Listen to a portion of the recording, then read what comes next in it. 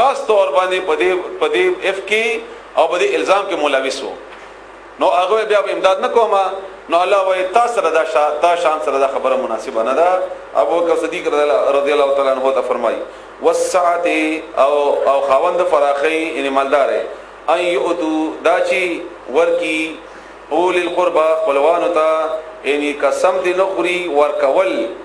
کم سره چې مالدار وي چاته او خپلوانو ته خپلوان والمساکین والمهاجرین مسکینان او مهاجرین فی سبیل الله د الله بلا رکی وليعفو بس پکاره چې معافي دی وکي تیرا شو خبره بس ټیک شو معافي دی وکي وليصفحوا او پرې هم دی معافي مو کوي دا خبره پرې دی چا سره چړې هم او ذکر مکوي الا تحبون آیات سمین نه کوي ان يغفر الله چې بخنه وکي الله تعالی لكم تاسو ته یعنی کته بل چاته معافي وکي نو الله بتا ته معافي والله ولا تعالی غفور هغه معافي کون کې دی رحیم او مهربان دی ان الذين بشکا کسان يرمونا چاغي تهمت لګي المحسنات په پاک دمنو خزو الغافلات پنا خبرو خزو المؤمنات په مؤمنانو زنانو لعنو لعنت شوه دي لعنت کړي شوه دي په دنیا په دنیا کې او آخرت او آخرت کې ولهم ذی دپارب عذاب عظیم عذاب ډیر لوی یوم باغ ورځ تشهدو چې گواہی به ورګي علیهم بدوی باندې السنتهم د دې شبي چې ما باندې دې دا کردار کړو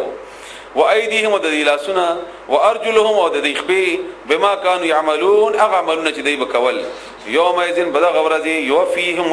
يوفيهم الله وربکی الله تعالی دینهم بدل دلته دین په معنی د بدل دی بدل د دوی الحق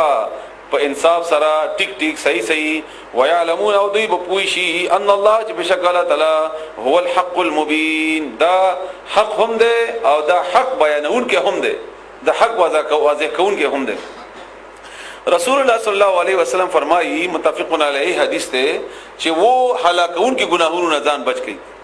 باغی کې یو شرک ته یو د والدینو نه فرمانی ده او بل په جهاد کې تختیدل دي او پاک دمن خزی باندې الزام لګول دا ګناه کبیره ده دا ګناه کبیره ده دا هلاکیدون کې چې خزی ته معلومات نشته او ته باغی باندې الزام لګي چې کنه دا بدکار ده وغیرہ وغیرہ یوم یذن الخبيثات خبيث خزی للخبيثين دا د خبيث سړو د پاره دي والخبيثون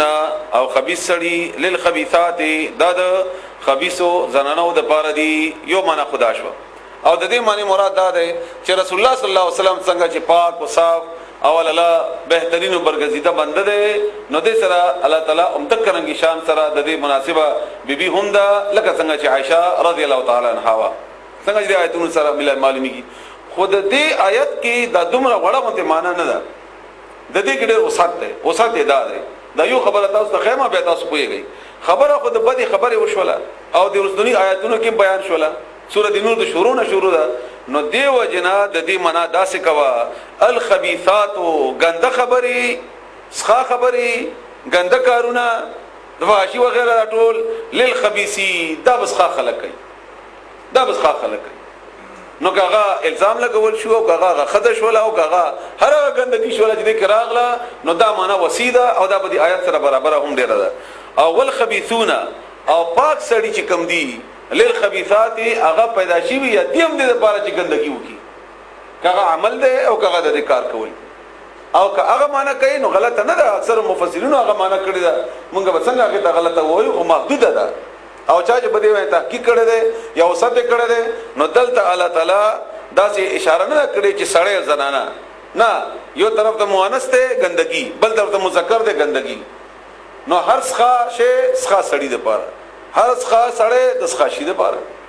اسانه معنی مطلب ده والطيبات او پاک خزیل طیبین د پاکو سړو د پاره دي والطيبون او پاک سړی له طیبات د پاکو خزو د پاره دي بل معنی مغه کوا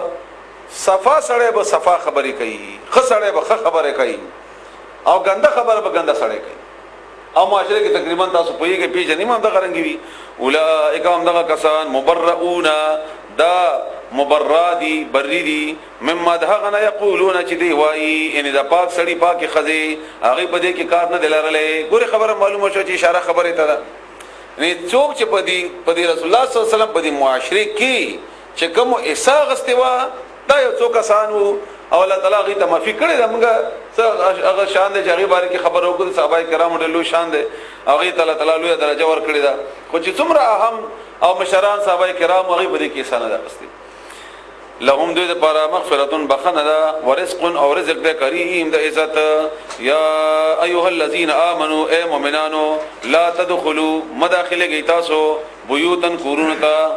یا ایها الذين امنوا يا مؤمنانو لا تدخلوا من نوزي بیوتن کورونتا غیر بیوتکم علاوه خپل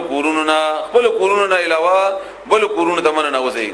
مودا امام مالک یو حدیث ته چې رسول الله صلی الله علیه وسلم پختنه وکړه د پیغمبر یو سړی پختنه وکړه رسول الله صلی الله علیه وسلم نه چې یا رسول الله زب خپل مور نه اجازه غواړم وای هاو دا سړی د شهرام ته چې مور نه اجازه غواړم چې کومه ته درځم نو رسول الله صلی الله علیه وسلم په پوښتنه دا سړی زما په دې اسانه خبره باندې پوی نه شو نبی ورته ویل چې دا غواړي چې بربنده مور وګوري نه غوښه چې نه الله رسول الله غوښنه غواړم وای ښه اجازه غواړم نومدارنګ هر چا کمرې ته چیزي هغه پر اطلاع کوا اطلاع به طریقه تخپل پويږي ټوخه کوي دروازه ټکوي اطلاع کوي وغیرہ وغیرہ حتی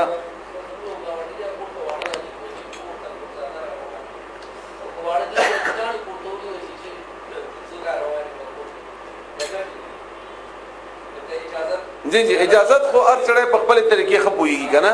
چې کومه طریقه هغه ته مناسبه ده یا کور ولې مخ نه پوي کړی وي چې دا زما دراتلو خبره حتی تر هغه وخت پورې تستأنسو چې تاسو اجازت والي خودلته تستأنسو دي او دا ټکه دا څنګه د استعمال کړی چې تستأذنو تاسو اجازت والي اذن والي نه دا د انس نه ده او انس ویل کېږي مینی ته یعنی هغه کور ته تزي چې ستاتل هغه په مینا قبلای نو به لاړشه او بیا ورځه او کپ مینه نه قبلای او تراغلی و دغه تندې تریو دی او مصیبت او ته جوړي نو الله وی داسې کوړه مزه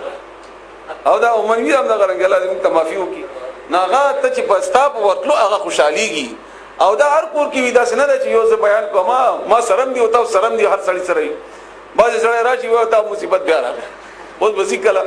او دې په خلاصي ګزنګ بهر حال نو مینه محبت سره تا ته چې په مینه ته پويږي چې دا سړی زده کور ته سما او زما پر اتلو د خوشحال دی او د خوشحالي نه به ټیک ته کته پويږي چې زما پر اتلو دا سړی خپه شو یا خپکیږي نو الته مزه وتسلموا او تاسو سلام واچوي علی اهلها د کور په د اوسیدونکو باندې یعنی کور ولا باندې او یو بل منه مله تعالی کړی دا چې اجازه د غستو لپاره دروازه وټکای رسول الله صلی الله علیه وسلم فرمایي او بخاری شریف کې حدیث ته چې دا بنوای چې زیما دغه چې زه خو چې ته پښتنه کوي زم زیما لکه ته وای چې څوک یې هغه زیما نو کوم چې سړی به خدام سره نه باقاعده نوم به خلی تعارف وکړي چې زه فلانه ما او فلانی لپاره راغلی ما وغیرہ وغیرہ ذالکم خیر لکم دا غره د تاسو لپاره لعلکم دې لپاره چې تاسو تذکروا نصیحت قبول کړئ فإن لم تجدوا کچره تاسو اونمو مې فيها په دې کور کې احدن هیڅو فلا نمن نوزي کور خالی دی څوک ملاو نشول نام د سیمانه نوزه مصیبت کې به واوړي دنه کې دې چې څوکي پټ شوی کې دې چې هغه سامانی کې دې چې بل څه خبره یا سامان ورکړي بل چا پټ کړی او ته اجازه ته ورشي او ته اونې ولې شي پتا باندې راشي حکمتونه ډیر دي او ضروري نه چې موږ په حکمت پویم شو ولا وای مننه وځه بس مننه وځه حتی ترغه وخت پورې یو اذان لكم چې اجازه درکړي شي تاسو ته که اجازه تو شي نو بیا خو صحیح ده وان قو کچری قیل اول شي لكم تاسو ته ارجعوا واپس شي فرجعوا نو بیا واپس شي هو اغا اسکالکم ډیر پاکي خبره ده تاسو لپاره یعنی بیا خپکیږي په ما کور ولته ټاړي وهله او غویل چې واپس لاړ شه او ته بیا خپشي چې ګوره زور غله محبت اړه دروازه کولاونه کړه نه الله وي خپکیږي فرج واپس شي هو اسکالکم دا تاسو لپاره ډیر پاکیزه خبره ده ته دغه مجبوریانو نه څه خبري دغه ضرورتونو نه څه خبري دغه مشکلاتونو نه څه خبري هغه مشکلات خدای ته پته نشته او دروازې د دل نه دي نو هغه وایي چې واپس شه نو واپس شه والله ولا تعالی بما تعملون هغه عملونه چې تاسو کوي علی باغی باندې په هده او د دروازې اجازت کې هم رسول الله صلی الله علیه وسلم طریقه خودلې دا چې دروازې ته مخابق بنو درېږي سایډ کې به درېږي او دې هدا پوره پیغمبر علیه السلام حکم کړی دی بخاری او مسلم دواړو کې دی ته څوک دروازه کستر کې ګوري او نوکانه راواله او د سترګې وباسه پتا باندې جرم نشته پتا باندې ولې دې ګوري دنه یا ولې نه پکاره چې سایډ ته ودرېږي او بیا غنه ورسته اجازه والی دراتلو یا دا وغیرہ